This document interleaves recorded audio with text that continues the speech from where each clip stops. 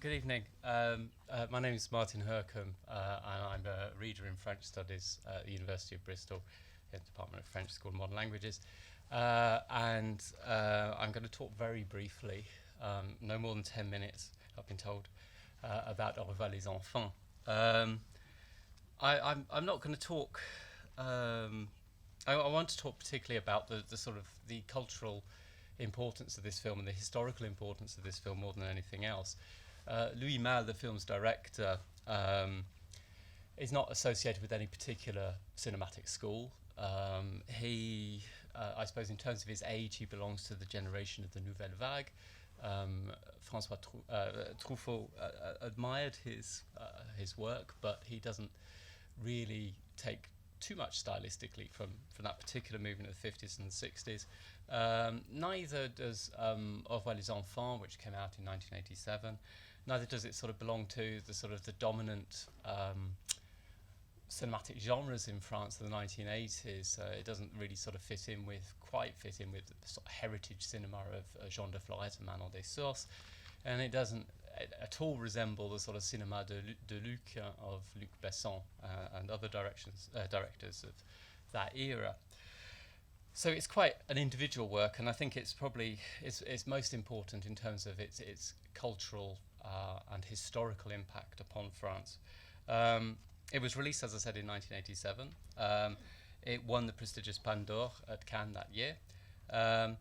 It's an autobiographical film, and it's a film that Malle claims to have hesitated to have made, to put off until towards what turned out to be towards the end of his career. He died in 1995.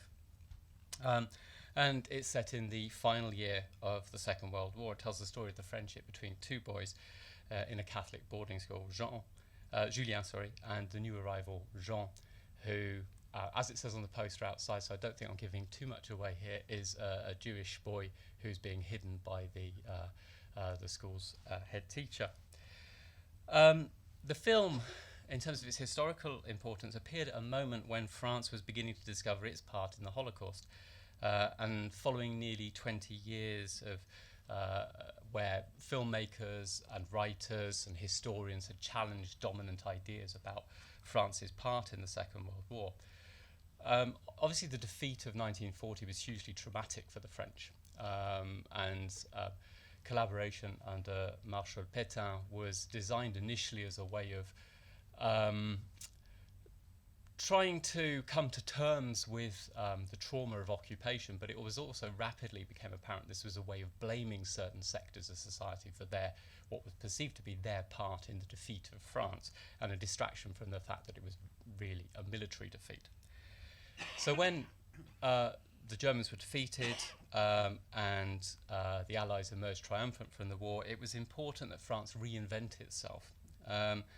And what we get in the mid-1940s is the emergence of this myth, the gradual emergence of this myth of la France résistante, the idea that all of France, or the vast majority of French people, had in some way contributed to resistance, and that fundamentally, whether they took up arms or not, the French people were a people who had resisted the German occupier. The collaborators, according to this theory, were just a tiny minority, usually political opportunists or people who'd been socially marginalised before the war and who were gaining their revenge on society in some way. So this myth of la France résistante came to dominate and was embodied by Charles de Gaulle, who became president in 1958 and who remained president until 1969. But what we see in the late 1960s is that there's a challenge to this notion of France having resisted heroically throughout the war and in its virtual entirety. And this is driven in part by a new generation of filmmakers and writers. It's typified by films like Marcel Ulfus's Le Chagrin et la Pitié, which is a documentary which studies collaboration in the Clermont-Ferrand region of France, made in the late 1960s and was banned almost instantly. But also in novels by Patrick Modiano, who recently won the Nobel Prize, and a whole series of works which gradually tease out the extent of French collaboration during the Second World War. And what we see with the resignation of de Gaulle in 1969 and then his death in 1970 is a replacement of that resistance generation in the seat of power. Now, during the 1970s, Malle collaborated with Patrick Modiano on La Combe Lucien, which is a film which features French collaboration. And what's interesting about this film is that it depicts collaboration, it depicts the extent of collaboration with the Nazis as being something that stems from France itself. It's not something that's imposed externally on France, by Germany. It's something that is lurking in French society and which is brought out by the occupation. And so this feeds into a series of films, novels, which all challenge this sort of monolithic, this monumental memory of La France résistante. And France enters this period which the French cultural historian Henri Rousseau calls the broken mirror phase. That's to say that French people, and particularly young French people, no longer recognize themselves in the image of France that had been established by the Gaullists and the generation of La France résistante. And so there's a questioning, there's a picking over the fragments of this broken mirror, Rousseau argues. And what happens, though, with that collapse of this dominant narrative of France having resisted is that a range of different memories start to emerge in French culture. Suppressed memories start to emerge, particularly the memories of individuals and groups who don't fit this dominant narrative. And what we find in the 1980s is that it's the memory of France's role in the Holocaust which begins to emerge. So very much the 1970s is concerned with French collaboration, with Pétainisme and Vichy France. And then in the 1980s, we start to see an interest in the extent of the Holocaust in France and the impact of the Holocaust on France's Jewish population. And Malle's film picks up on this. It's both a personal testimony, it's a personal memory in the sense that it's based on Malle's own childhood experiences during the Second World War, but it's also one which fits into a broader picture of the French through the character Julien, the French coming to terms or coming to realize that they were actually witness to the Holocaust. The Holocaust wasn't something that just happened in Central or Eastern Europe, it was something that happened in France as well. So Malle's film sort of treads a path between the broken shards of this mirror, if you want to keep Rousseau's analogy going, and it shows various aspects of suppressed memory of that period. But it doesn't use shock tactics. French viewers watching this in the 1980s would have been familiar with some of the cliches almost that are used in this particular film. So the image of the black market, for example, is something that viewers were familiar with. The idea of the collaborator as somebody who is socially marginalized and who uses collaboration as a means of revenge. Again, these are quite entrenched ideas. The Gestapo, as well as being, pure ideologues, which we also see in this film, again, is something of a cinematic cliche.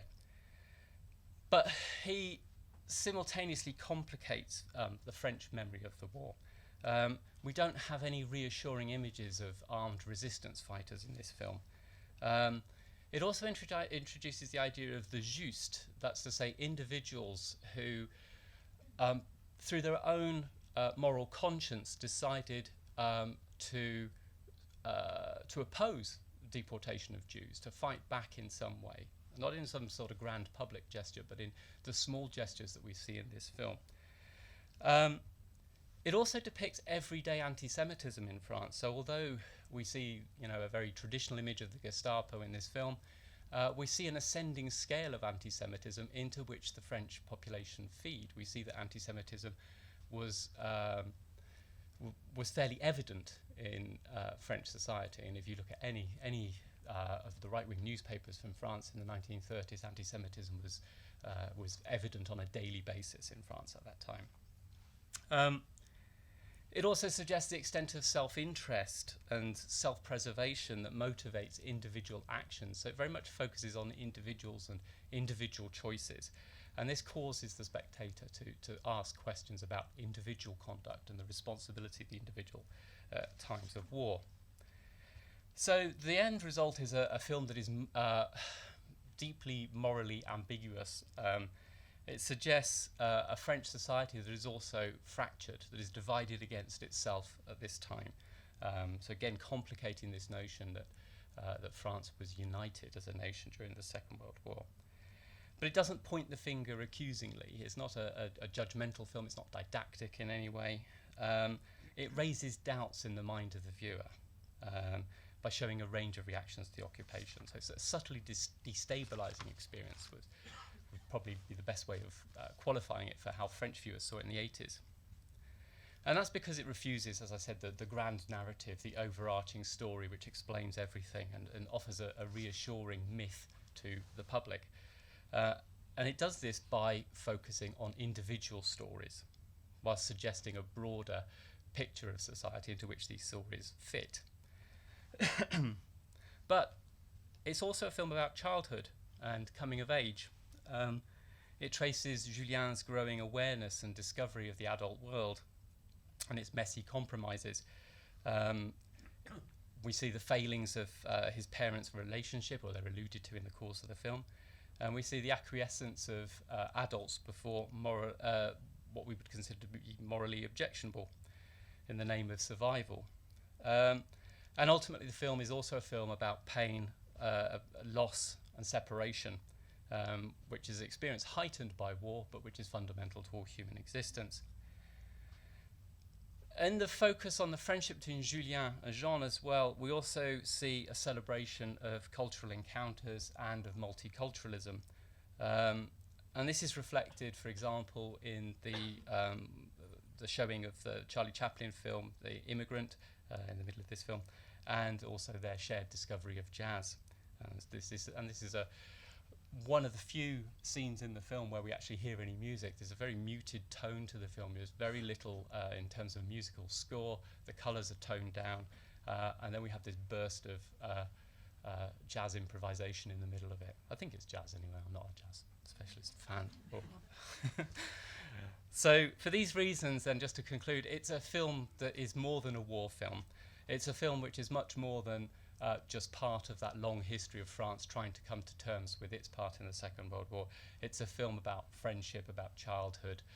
It's nostalgic but also melancholic, and it's just a generally great film in terms of its representation of childhood, and that it sort of avoids becoming over-sentimental about childhood, whilst also without becoming over-sentimental about the Holocaust in a way that we might find in some larger, let's say, non-French productions.